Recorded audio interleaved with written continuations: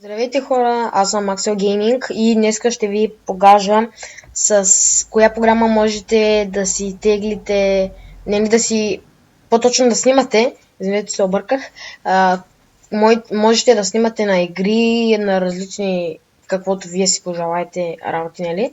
Ето я, тази програма ето я.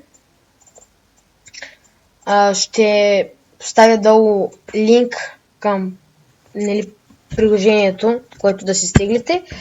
Така, ето тук има за предна камера, за цял екран, както в момента аз, и това режим на запис на игра, още не съм го изпробвал. И така, тук, както виждате, има на изображения, тук е, нали, вече те са други опции на клавиши и такива работи. Тук вече е видео, където пише запис, както виждате. Така трябва да се направите настройките.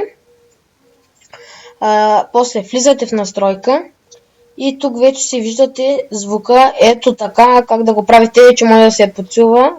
Не знам, аз я нарочно говоря силно. И така, ето тук влизате, бутате най-долу. После изключване, тези не ги бутате, не знам за какво служат. И тук вече вие каквото си искате, има различни ефекти. И бутате, нали, OK. Така. И вече там вече си правите каквото искате.